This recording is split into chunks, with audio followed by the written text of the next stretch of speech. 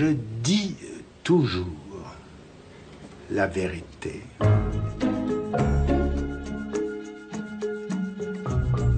Comment était-ce avant que fût repéré l'inconscient? Ben, c'était pareil.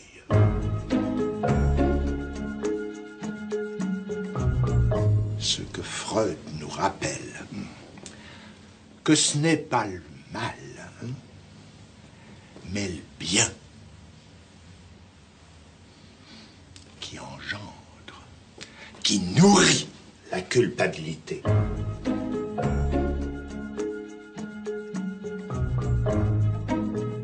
Est-ce que vous connaissez Lacan, que beaucoup dont je suis considèrent comme le plus grand psychanalyste depuis Freud? Moi, en tout cas, c'est ici, à Venise, au début des années 70, que j'ai compris pour la première fois qui il était.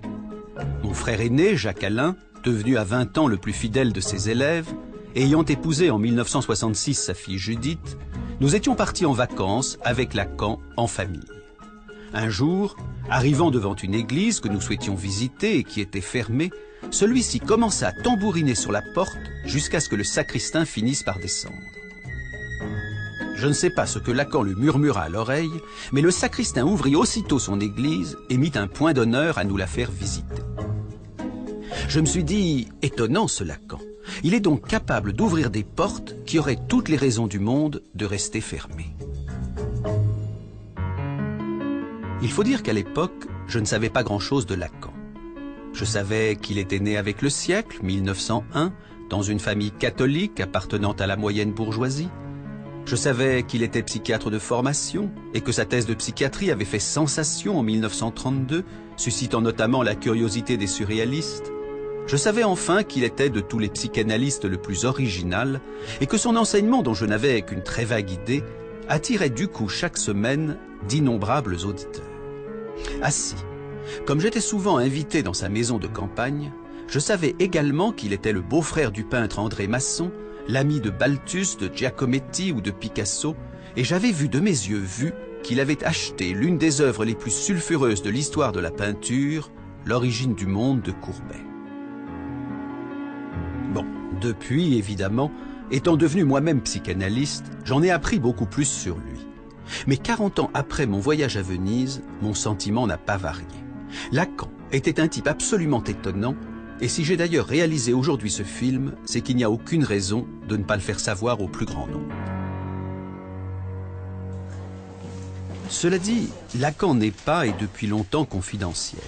C'était le cas de son vivant, c'est encore plus vrai aujourd'hui, où les lacaniens à travers le monde se comptent par milliers, y compris chez ceux-là même qui n'étaient pas encore nés au moment de sa mort, en septembre 1981, telle la petite bande du diable probablement, l'une des revues les plus inventives du moment. Pour moi, dans l'imaginaire et dans l'iconographie, il a un côté 70s avec son cigare tordu, ses cols Mao, etc. Mais il est d'une actualité, je dirais, imputrescible, parce que justement, il est sulfureux, parce que c'est un personnage qui prend des risques, qui va contre lui-même. Et c'est en ça qu'il fait preuve d'un courage et nous met au défi. Il y a quelque chose dans la figure de Lacan qui interroge le désir de chacun. Sa personne, son style, son désir, l'extrême singularité qui l'anime, interroge chacun. Et il m'a semblé à cet égard qu'au fond, Lacan était le diable. Pas le diable au sens où on l'entendrait comme le méchant. Il fait, lui, cette référence au diable amoureux de Cazotte. Le diable qui vient interroger chacun au plus intime de son être et lui dire, au fond, qu'évoille. Bien vu. Qu'évoille, que veux-tu vraiment? C'est en effet la question que Lacan posait à chacun de ceux qui venaient le voir dans son bureau aujourd'hui mythique. Car l'histoire de Lacan, c'est d'abord l'histoire du 5 rue de Lille. C'est le bureau de Jacques Lacan. C'est un bureau que j'ai très peu fréquenté, puisque je suis sa fille, mais j'ai tenu à ce que ce bureau soit conservé, non pas pour en faire un musée, mais parce que je pense que c'est un lieu qui a trop compté pour tous ceux qui y sont venus et qui a trop compté pour l'histoire de la psychanalyse et donc, je dirais, pour l'histoire universelle. Il faut bien dire que tout l'enseignement de Lacan vient de ce qu'il a entendu dans ce bureau.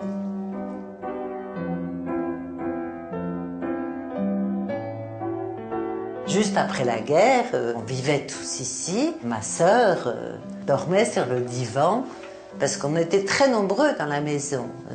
L'appartement a 117 mètres carrés. Il y avait nous quatre, ma mère, mon père, Laurence et moi. Et puis, les maçons étaient là aussi. Ils sont rentrés d'Amérique et pendant quelques temps, donc, Laurence devait dormir sur ce divan qu'elle dégageait quand elle allait à l'école, et peut-être un peu plus tôt, parce que mon père commençait très tôt. À 7 heures du matin, jusqu'à pas d'heure, avec Gloria, dont mon père considérait qu'elle faisait partie de sa pratique.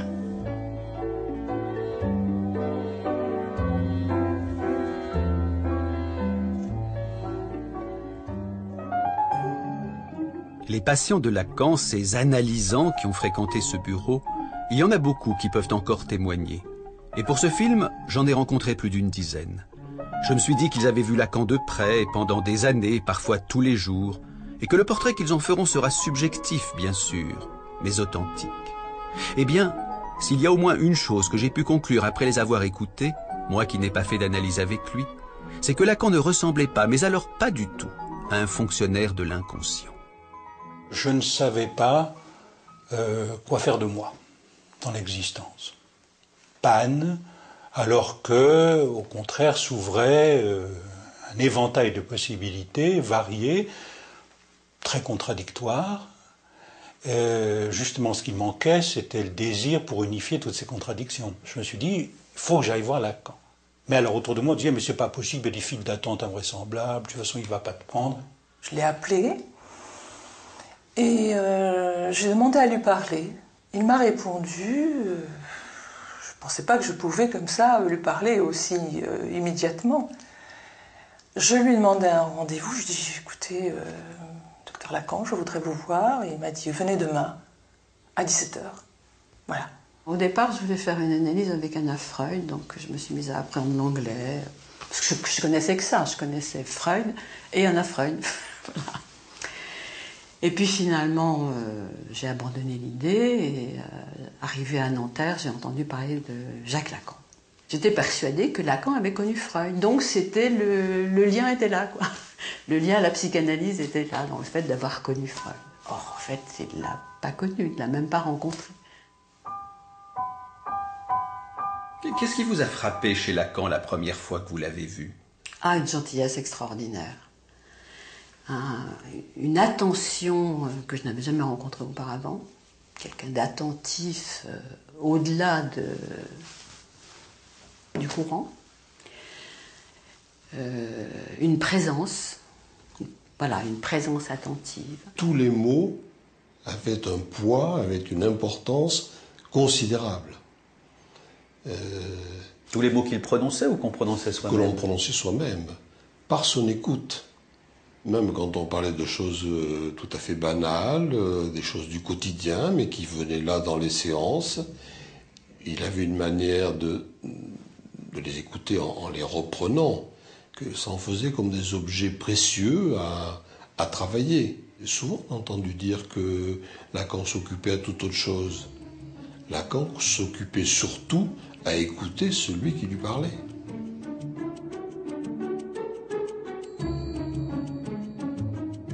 Lacan savait les mots qui avaient compté pour quelqu'un et il savait les utiliser à bon escient. Ça faisait mouche. Quand il avait extrait de ce qu'on lui disait un mot, une phrase, un souci de dire à chacun « ça c'est votre musique, ça c'est bien vous ». Vraiment, vous y tenez. Ce genre de ponctuation touchait à chaque fois, en effet, à un noyau tout à fait central et donnait l'idée qu'il avait enregistré. Êtes-vous freudien ou lacanien, me demande-t-on souvent. Et invariablement je réponds lacanien, donc freudien. Car même si Lacan n'a jamais rencontré Freud, de tous les psychanalystes, il est celui qui l'a lu livre après livre avec le plus de sérieux. Tenez, un exemple. S'il y a bien une phrase emblématique de Lacan, c'est celle-ci. L'inconscient est structuré comme un langage.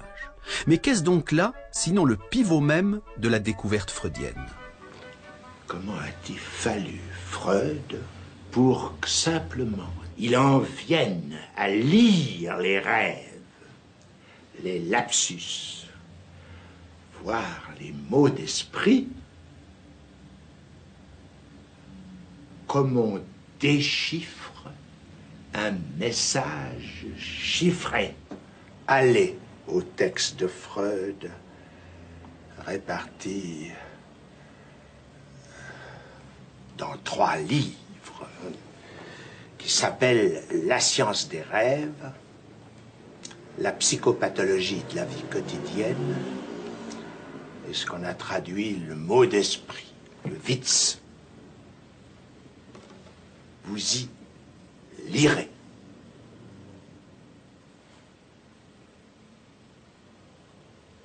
Qu'il ne s'agit de rien d'autre que d'un déchiffrage. Enrichissant et prolongeant la théorie freudienne, sans jamais chercher à la dépasser, Lacan savait aussi en parler d'une façon très concrète à ses patients. À vous, à la première séance, qu'est-ce qu'il vous a dit de la psychanalyse? Il me dit, écoutez, on finit toujours par devenir un personnage de sa propre histoire. La psychanalyse, simplement, permet d'accélérer les choses. Vous obtenez des effets de style qui peuvent être intéressants. C'est la différence entre un long roman et une courte nouvelle. Je pense que la psychanalyse vous intéressera pour ça. Ça m'est resté, y compris le goût pour les courtes nouvelles. Faire une analyse avec Lacan, c'était donc gagner du temps pour vivre plus intensément sa propre vie? Alors ça, c'est incontestable. C'est même ça qui pourrait caractériser, je crois, pour chacun, ce que ça fait d'avoir fait une analyse. Et à tous les niveaux, simplement parce que ce désir qui nous habite, avec lequel on est plus ou moins fâché ou éloigné tant que les symptômes sont un peu trop présents. Une analyse, ça permet ça. Ça permet au fond d'éclairer un peu ce que sont les symptômes, de se délester de beaucoup de souffrances. Et du coup, qu'est-ce que ça libère? Ça libère le désir. Donc forcément, en effet, la vie. Et la vie à tous les niveaux. C'est vrai dans la vie amoureuse, c'est vrai par exemple pour une femme qui déciderait d'avoir des enfants, c'est vrai au niveau du travail. Moi il se trouve que par exemple j'ai toujours été une grande travailleuse, mais ça a décuplé mes forces au travail et avec un bonheur et une envie voilà, qui est là tout le temps. Cela dit, ne racontons pas d'histoire. Faire une analyse avec Lacan n'était pas de tout repos. On s'allongeait sur son divan, mais pas pour s'y relaxer. C'était difficile, Lacan. Il te prenait avec une main, mais il te... Bon, il me vient le nom en italien, il strattonava avec l'autre main. Stratonava, ça veut dire quoi? Il te tenait avec une main et avec l'autre, il te secouait comme un prunier. Mais il te tenait avec une main. Et ça, je ne pouvais pas le lâcher. Quand je l'ai rencontré, je savais qu'il allait se passer quelque chose avec lui.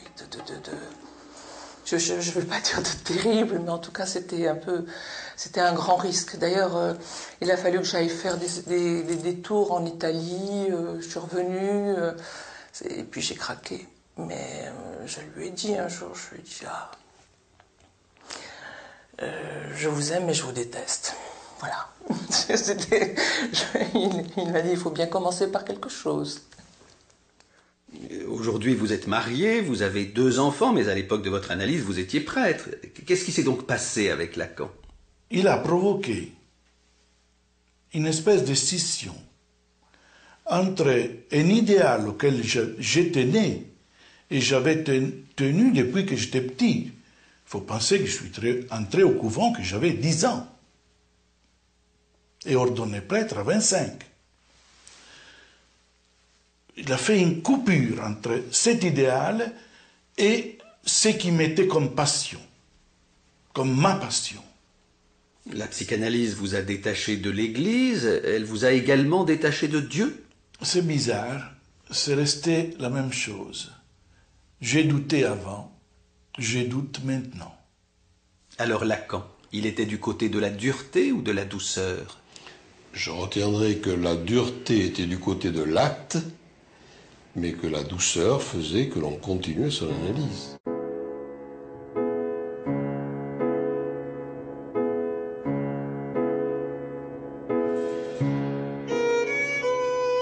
Un jour où je voulais interrompre ma propre analyse, j'ai interrogé Lacan.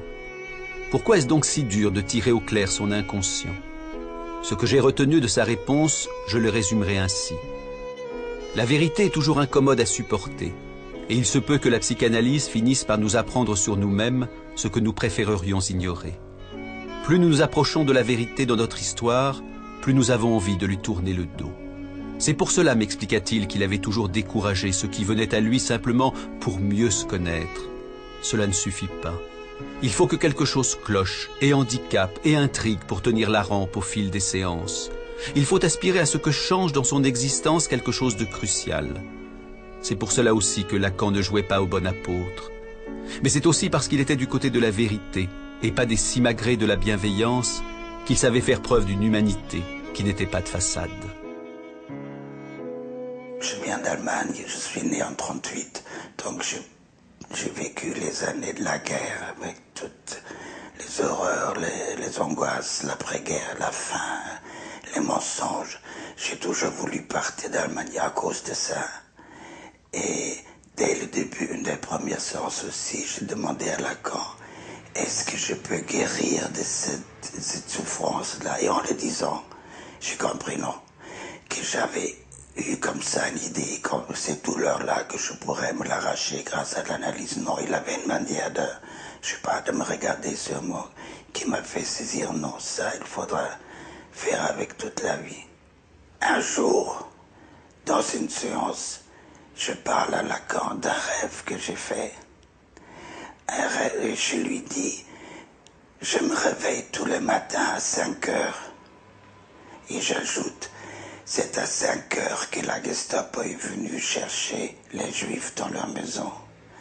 À ce moment, Lacan se lève comme une flèche de son fauteuil, vient vers moi et me fait une caresse extrêmement douce sur la joue. J'ai compris, Gestapo, le geste. Il avait transformé la Gestapo en un Gestapo. Un geste tendre, il faut le dire. Un geste extrêmement tendre.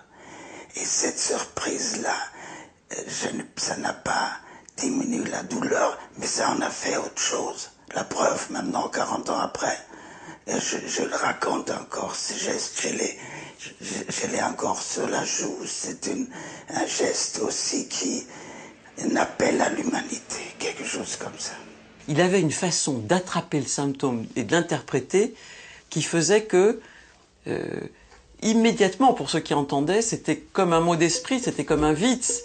Et en tout cas, c'était vivant.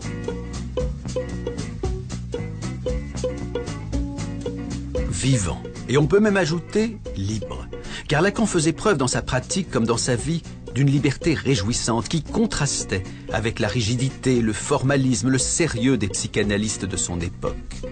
Et c'est pourquoi, bousculant sans ménagement le cadre austère du conformisme psy, il fit de son bureau un lieu volcanique. Chaque analysant vient, il a l'heure précise de son rendez-vous. Mais une fois qu'il débarque, il ne sait jamais quand Lacan va le prendre. On rentre dans le salon et la bibliothèque sont pleines de monde. Et alors, d'un côté, les jeunes, plutôt intimidés, attendant leur séance, et puis ceux de la précédente génération, qui causent entre eux le plus normalement du monde. On se croirait vraiment dans le dernier salon où l'on cause. À la fois, il pouvait y avoir des moments dans lesquels tous les sièges étaient pris, et il y avait des moments et des heures où on était tout seul.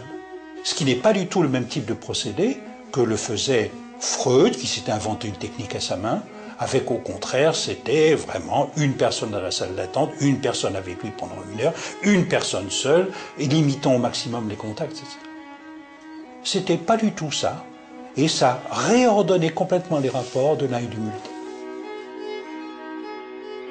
Sa pratique ne se limitait pas à son bureau, à son cabinet, enfin, à ce périmètre-là. Il avait une mobilité assez extraordinaire et de cette façon, il brisait tous les standards. Évidemment, quand Lacan rentre dans son bureau, il ferme la porte derrière lui. Mais très souvent, disons qu'il oublie de fermer la porte. Résultat, tous ceux qui sont en attente entendent tout ce qui se dit. Et c'est là qu'on découvre, on réalise que là où chacun imagine le drame de son Oedipe, ça a fini par devenir une rengaine, ponctuée par les soupirs de Lacan, des soupirs à fond de l'âme. Et c'est vrai qu'il y a eu plusieurs comme ça, plusieurs moments où je lui disais quelque chose et il laissait la porte ouverte, par exemple, alors que j'étais allongée sur le divan. Et je lui disais, écoutez, vous pouvez pas la fermer. Je m'a dit, oui, je vais la fermer.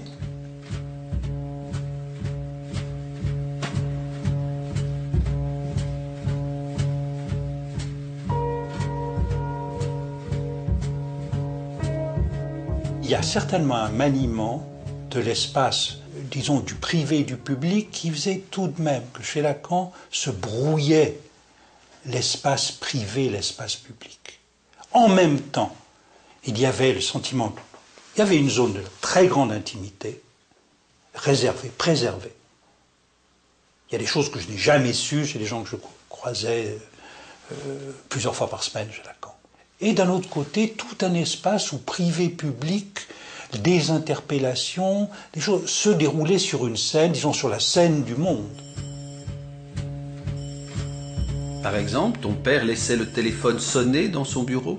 C'était le contact, je crois, avec le monde extérieur, qui n'était jamais interrompu, aussi attentif qu'ait pu être mon père en tant qu'analyste à chacun. Le monde existait encore. C'est un téléphone qui a toujours été par terre.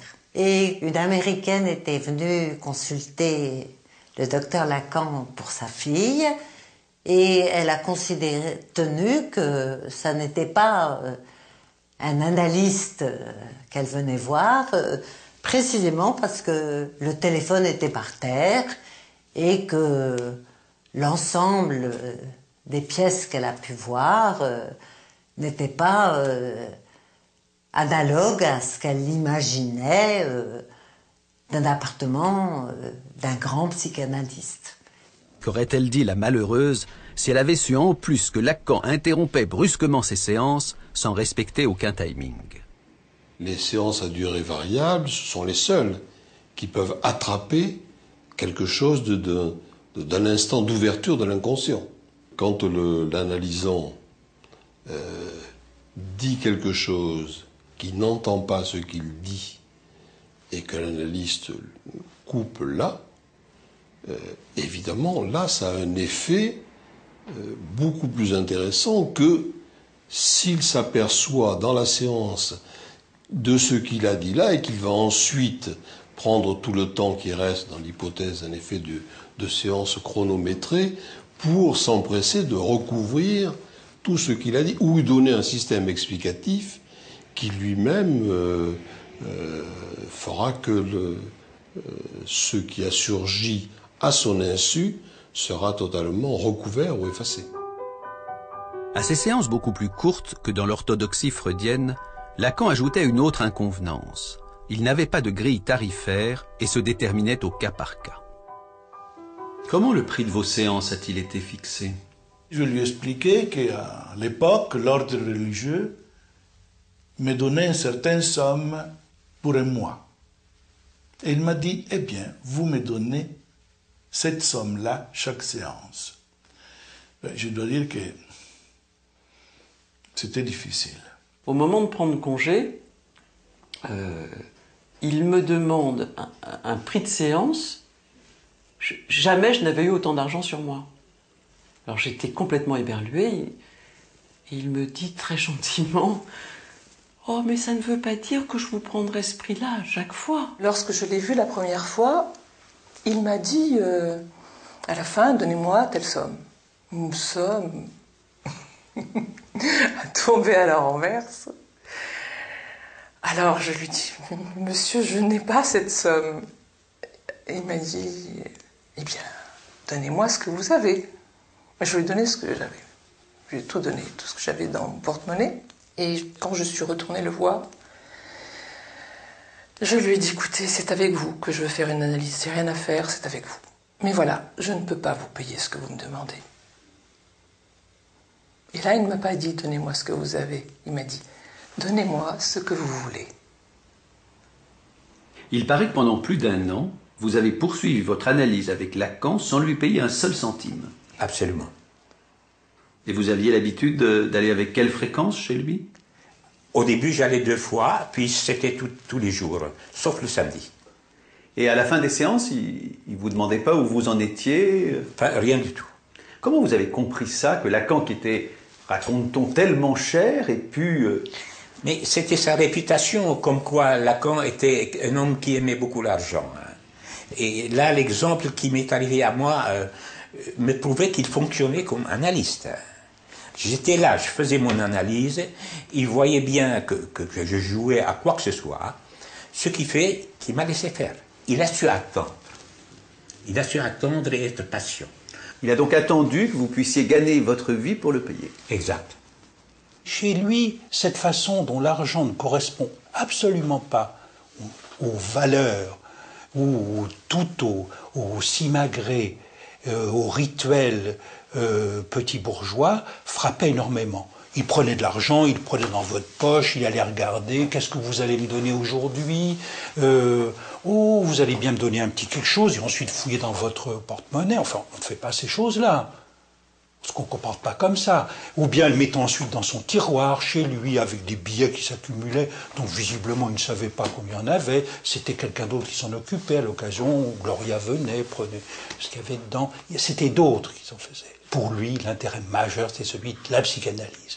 Et d'intéresser chacun de ceux qui venaient le voir à une dimension d'un intérêt au-delà de ce qui étaient ses intérêts évidents. Patients innombrables, attentes interminables, séances courtes, prix exorbitants, toute une mythologie se constitua progressivement autour de Lacan, qui devint à la fin des années 50 l'image même de l'hérétique. Mais en fait, chez Lacan, le non-conformisme était depuis les années 30 une seconde nature. Quand jeune psychiatre, il étudia le cas de cette patiente surnommée Aimée, en prenant à contre-pied, en subvertissant la psychiatrie officielle. Quand lui, il va publier le cas Aimée, il vient tout à fait en rupture avec ce que font les maîtres qui sont les siens à cette époque-là. Les maîtres de l'époque, ce qu'ils veulent, c'est décrire une symptomatologie à laquelle ils vont attacher leur nom. Et donc, il leur faut en effet un nombre important de cas, comme si, en effet, le nombre venait confirmer. Et Lacan prend le contre-pied tout à fait de ça. Lacan veut montrer qu'avec un cas approfondi, on peut dire beaucoup plus de choses qu'avec ce qui était aussi à l'époque ajouter les cas les uns à la suite des autres, comme c'est aussi aujourd'hui la loi du nombre qui dirait quelque chose des patients. La loi du nombre dit peut-être quelque chose d'une maladie, elle ne dit rien d'un patient, elle ne dit rien d'un sujet. Ce que Lacan a introduit, c'est tout de même la singularité du sujet, le un par un. En s'opposant à la tyrannie du nombre, en refusant de se comporter devant la souffrance comme un médecin, Lacan ne pouvait faire que scandale. Imaginez qu'il disait cette chose incroyable pour un thérapeute, le symptôme est ce que beaucoup de personnes ont de plus réel. Oui, le symptôme, ce qui nous handicape, ce que les autres appellent notre dérèglement, ce dont la médecine se propose de nous débarrasser, et hop, on n'en parle plus. Eh bien si, justement, parlons-en, disait Lacan. Soyons attentifs à ce que raconte le symptôme, non pas pour l'accepter tel quel comme une fatalité, mais pour l'apprivoiser et le transformer. Croyez-moi, un médecin rencontrant Lacan n'en sortait jamais indemne. De rencontrer Lacan et de faire une analyse avec lui, est-ce que ça a fondamentalement changé votre regard de médecin? Oui, parce que je suis devenu incapable de pratiquer la médecine. Incontestablement, l'expérience analytique a contribué à me défaire de cette position de savoir et de maître qui était celle qui me convenait très bien quand j'étais un jeune médecin. Je me souviens très bien d'ailleurs comment on m'a enseigné la médecine. On me l'a enseigné très bien. Au début, quand je faisais mes premières observations médicales, c'était dans un service de neurologie, on faisait de très très longs examens, la moyenne était d'1 heure, et on apprenait à mettre strictement, entre parenthèses, tout ce qui était personnel, tout ce qui concernait les petites anecdotes, les petits faits personnels du patient, pour ne retenir que ce qui était strictement objectivable, mesurable, vérifiable. Et ça a été un apprentissage qui s'est fait au fur et à mesure. Et c'est toute cette part singulière, personnelle, individuelle, qui s'est trouvée révélée le jour où j'ai pénétré dans le cabinet du docteur Lacan. Freud avait découvert la psychanalyse en étudiant l'hystérie, c'est-à-dire la névrose. Lacan, lui, savait la dette qu'il devait à la psychose, à la folie. Et c'est pour ça que toute sa vie, ce qu'on ignore souvent, il a continué à se rendre régulièrement à l'hôpital psychiatrique, notamment pour s'y entretenir avec des patients internés, dans le cadre de ce qu'on appelait sa présentation de malade, où il ne manquait jamais de surprendre les jeunes médecins qui l'accueillaient. Alors, j'ai retrouvé quelques notes griffonnées à l'époque, et au fond c'était... je l'ai accueilli lors de sa venue à la présentation. Habituellement c'était pas l'interne qui l'accueillait, mais ce jour-là on m'avait demandé de le faire, et je ne l'avais jamais rencontré personnellement, et au fond ça a été une surprise immédiate, parce qu'il est arrivé en montant le perron qui menait au bâtiment où se déroulait la présentation, en me faisant un sourire immense, plus immense que son visage, et comme s'il retrouvait une vieille connaissance très chère. Et je dois dire que c'était vraiment tout à fait surprenant. Et j'avais noté suavement galant, doucereusement agréable, outrageusement courtois, abusivement souriant, terriblement cinglant et malicieusement perçant toujours. Mais c'est ce même homme qui, quelques instants plus tard, devant le malade qu'on lui présentait, changeait du tout au tout, faisant entrer dans l'asile rien de moins que l'écoute psychanalytique. Pour lui, c'était un moment tout à fait important. Un moment, au fond, où il se laissait enseigner par la personne qu'on lui présentait. Donc, et il voulait enseigner aussi l'auditoire. Donc il était extraordinairement attentif à laisser se déployer la parole dans sa singularité, dégagée de tout syndrome morbide, comme on dit. La perspective de sa présentation était une position subversive par rapport à la tradition des présentations de malades, des médecins ou des psychiatres, où au fond on tentait plutôt de démontrer que telle personne entrait dans tel cadre clinique déjà préétabli, alors que Lacan voulait au contraire entendre tout le sel d'une expérience singulière. Hélas, la subversion n'est pas souvent bien vue. Et si les collègues de Lacan, psychiatres ou non, aimaient l'écouter et admiraient son incontestable talent d'orateur, ils ne l'en exclurent pas moins brutalement de leur rang et le traitèrent comme un dissident. Fort heureusement, cela fut l'occasion pour Lacan d'un nouveau départ à Normal Sup, avec à la clé la création de sa propre école de psychanalyse. Lacan avait été expulsé des écoles dans lesquelles il se trouvait auparavant. Il se retrouvait, comme il le disait lui-même, excommunié, et par l'intermédiaire d'Althusser, il avait pu trouver asile à l'école normale, dans la salle de théâtre de l'école normale. Et du coup, parce qu'il avait été exclu, Lacan trouva un public beaucoup plus large que celui qu'il avait eu jusqu'alors, sidérant littéralement les plus brillants des jeunes intellectuels du moment, qui n'étaient pourtant pas en manque de maîtres. Nous pouvions à la fois entendre, discuter avec Michel Foucault, qui venait de publier l'Histoire de la folie. Il y avait à côté Roland Barthes, qui enseignait à l'école des hautes études, Georges Dumézil, qui, du côté de l'histoire des religions, nous apprenait à découvrir les vertus du structuralisme dans un champ tout différent de celui où il s'était imposé d'abord, c'est-à-dire dans la linguistique saussurienne. Il y avait Lévi-Strauss au Collège de France. Derrida est devenu répétiteur doublant en même temps Althusser.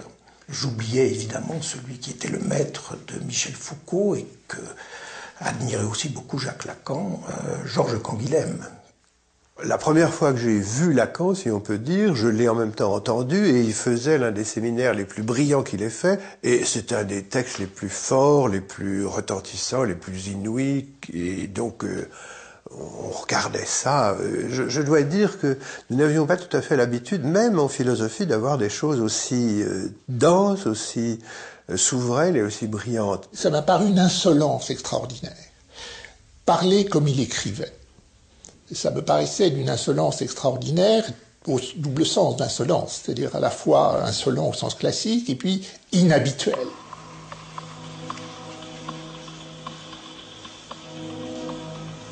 J'attendais d'être surpris, que je ne puisse pas prévoir en quelque sorte la note qui viendrait après.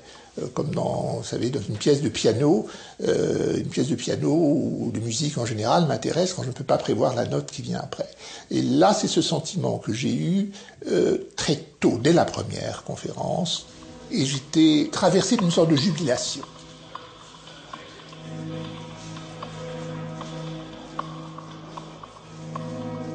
Il n'y a pas de rapport sexuel, les noms du père, la femme n'existent pas. Lacan avait le sens de la formule, et ses auditeurs les notaient comme autant de mots de passe. Mais au final, dans son enseignement, Lacan était clair ou obscur? Ce qu'on appelle les écrivains clairs, généralement, peu importe les exemples, ce sont des écrivains clairs localement. On prend une phrase et c'est clair. Chez Lacan, la clarté est une clarté en réseau, ce qui, du point de vue du lecteur, signifie que c'est une clarté en parcours. Il faut parcourir le réseau, et comme ça n'est pas un seul réseau, mais plusieurs réseaux, tous les parcours ne produisent pas les mêmes lumières. La psychanalyse, dans les mœurs ou dans les idées, on parlait de l'inconscient, de la sexualité, du rêve, un point c'est tout. Lui, c'est quand même quelqu'un qui parlait de tout. Je veux dire, ça allait de Marx à Platon, les philosophes avaient une grande importance, il pouvait faire des grandes leçons sur le théâtre. Comme il connaissait le chinois, il pouvait commenter un texte en chinois écrit au tableau. Ensuite, il y a eu les exercices très difficiles d'algèbre ou de topologie.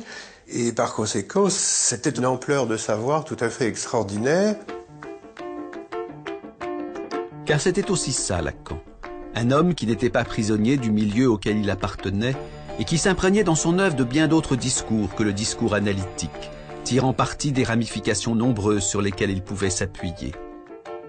Amitié avec Maurice Merleau-Ponty ou Martin Heidegger, photographié ici à Guitrancourt, où Lacan se rendait tous les week-ends. Amitié avec Michel Leiris ou Jean-Paul Sartre, dont on vient seulement d'apprendre aujourd'hui que, souffrant d'hallucinations, il avait consulté Lacan avant de tenter plus tard d'être analysé par lui. Amitié aussi avec les artistes, à commencer par les acteurs de théâtre. Il allait au théâtre, il avait fait sur le théâtre un grand nombre de séminaires formidables, ça allait de Sophocle à Claudel, à Genet, etc. Il avait épousé une actrice que nous connaissions bien. J'ai très bien connu Sylvia Bataille, elle venait voir les spectacles. J'ai travaillé avec Chéreau à ce moment-là, elle venait tout voir à Lyon-Villeurbanne. Maman était effectivement actrice de cinéma et elle était absolument adulée par énormément de monde au moment où mon père l'a connu.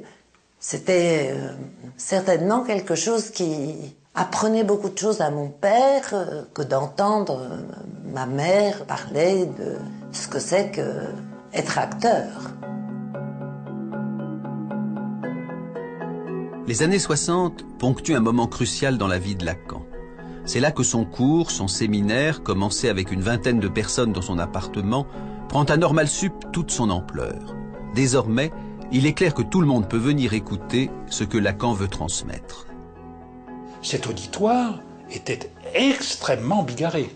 Se retrouvaient à la fois là des psychiatres, des mathématiciens, des historiens, des sociologues, des philosophes, des économistes, enfin des gens venant d'horizons extrêmement divers que Lacan avait pêchés. Il les avait entraînés dans quelque chose qui était un rendez-vous générationnel, mais d'une génération qui défie la chronologie. On ne savait pas ce qu'on allait trouver ce jour-là quand on venait au cours de Lacan. On ne savait pas ce qu'on allait entendre. Et d'ailleurs, à la sortie, chacun avait entendu des choses extrêmement diverses. Chacun était persuadé d'ailleurs que Lacan lui avait dit quelque chose à lui de particulier dans le séminaire, quelque chose avait vibré, enfin c'était très drôle. Le débriefing du séminaire qui avait lieu au bistrot après permettait de voir que justement Lacan se situait dans un registre de la langue, dans l'équivoque, qui faisait que ça résonnait pour chacun de façon extrêmement particulière.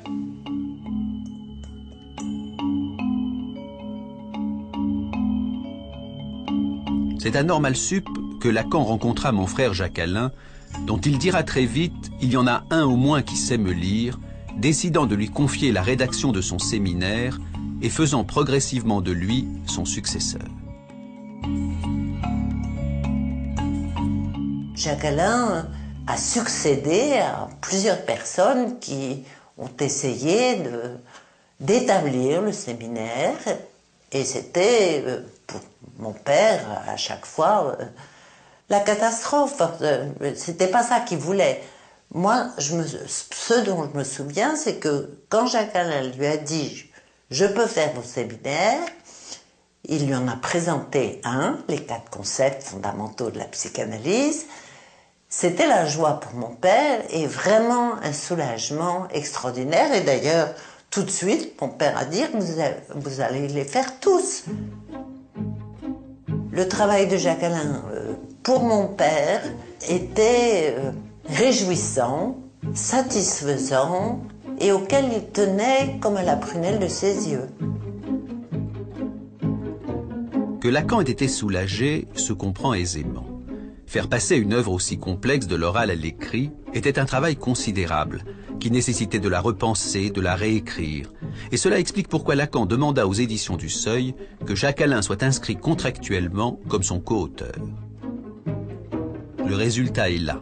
Le séminaire est traduit dans le monde entier et considéré comme l'une des œuvres majeures du XXe siècle, avec à la clé cette réussite étonnante que ceux-là même qui n'ont jamais connu Lacan peuvent, en le lisant, l'entendre.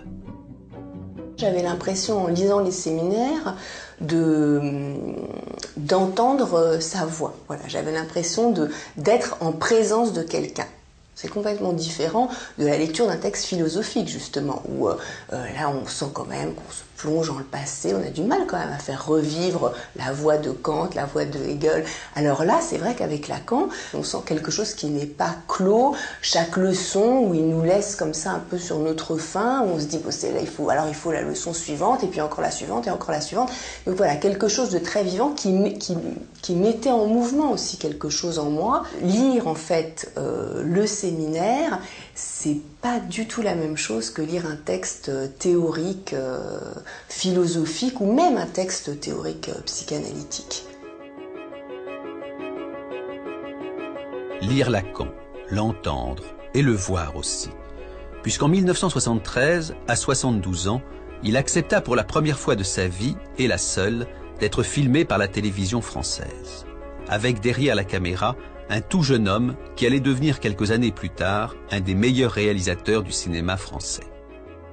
Pour vous, filmer Lacan, c'était une expérience singulière ? Pour moi, c'était un acteur prodigieux parce que c'était un interprète au sens fort, et là, en plus, il interprétait sa propre parole, son propre discours. Et interprétation, du coup, s'entend évidemment dans tous les sens qu'on voudra. Il n'y a pas de différence entre la télévision et le public devant lequel je parle depuis longtemps, ce qu'on appelle mon séminaire. Vraiment pas de différence? Dans les deux cas, il s'agit d'un regard. Qu'on ne croit pas pour autant que je parle à la cantonade, c'est le cas de le dire. Visionnant le film terminé, les dirigeants de la télévision d'alors furent stupéfaits et, ne comprenant que quic à tout ça, refusèrent catégoriquement de le diffuser. Je suppose que n'importe qui de sensé aurait accepté le verdict en pestant.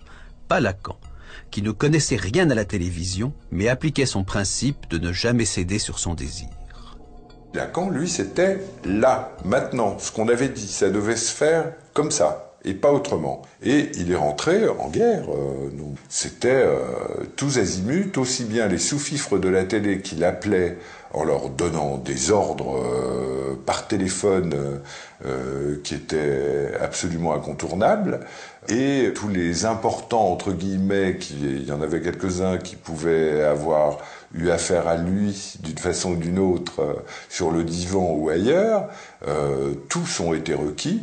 Les coups de fil du docteur, les interventions, les lettres, les mots, les petites menaces comme ça envoyées ici ou là, enfin, ça a fini par produire un effet de rumeur qui s'est précisé de plus en plus, au point que Lacan, lui, a senti que non seulement ça passerait, mais que ça passerait à l'heure la plus improbable pour ces gens-là, et qu'ils l'exigeraient, et que ça marcherait. L'heure la plus improbable, c'était quelle heure, donc 20h30, le samedi soir, 2 samedis soirs de suite, ouais, à 20h30, à l'heure de la plus grande écoute sur la chaîne 1. C'est stupéfiant.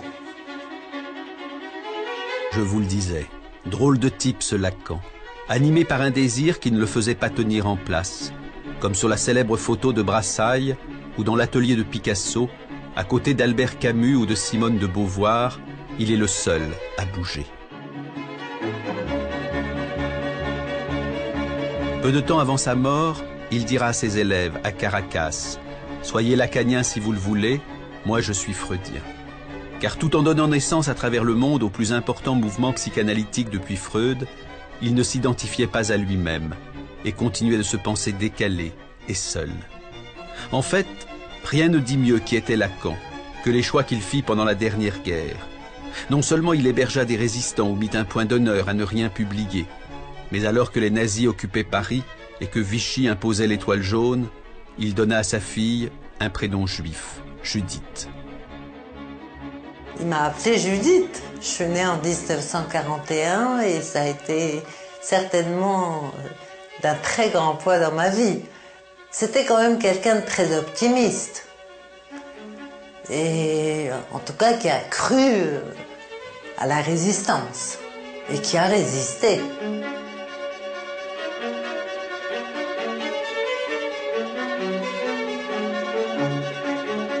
Venise, printemps 2011, 30 ans après la mort de Lacan. Freud lui aussi aimait bien cette ville. Il disait « Les pierres parlent ». En me promenant sur le Grand Canal, ce film presque terminé, et cherchant dans ma mémoire d'autres images de Lacan, je me suis demandé pourquoi nous a-t-il si peu parlé de lui pendant toutes les années où nous l'avons côtoyé? Pourquoi nous a-t-il raconté aussi peu de souvenirs? Et arrivé à Paris, je suis allé voir mon frère Jacques-Alain, grâce à qui, après tout, j'avais connu Lacan et Judith et la rue de Lille et la psychanalyse. Quand je l'ai connu, toi un peu plus tard, c'était un homme qui approchait des 70 ans. Donc il y avait... il était en rapport avec... Nous l'avons connu en rapport avec la fin de sa vie. Et décidé à vivre jusqu'à la dernière seconde. Je n'ai jamais rencontré personne qui ait eu moins de nostalgie que Lacan Et il ne racontait jamais un souvenir.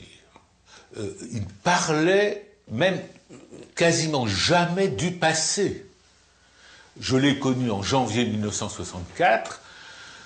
Il avait eu des déboires historiques avec ses collègues dans les 3 mois qui avaient précédé. Et il m'en a jamais décroché une sur cette période. Des 16 années où je l'ai connu, j'ai dû lui poser 3 ou 4 questions sur sa vie passée auxquelles il a répondu. Pour le reste, c'était sans intérêt pour lui. Il était dans le moment présent.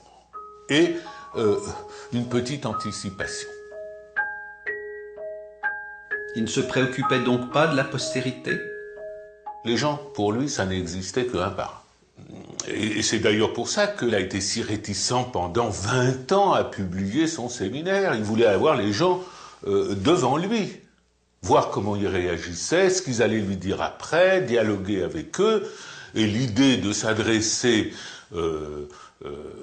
à la masse, au monde, voire à la postérité, ça lui était parfaitement étranger. La postérité,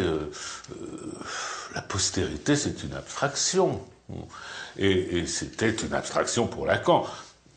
J'aurais pu m'en souvenir, mais je préfère le lire. Bon, parce que c'est dans l'esprit de Lacan, c'est un petit poème de Raymond Queneau, qui est tout à fait... Lacan le cite souvent, Queneau, et c'est tout à fait dans le même esprit.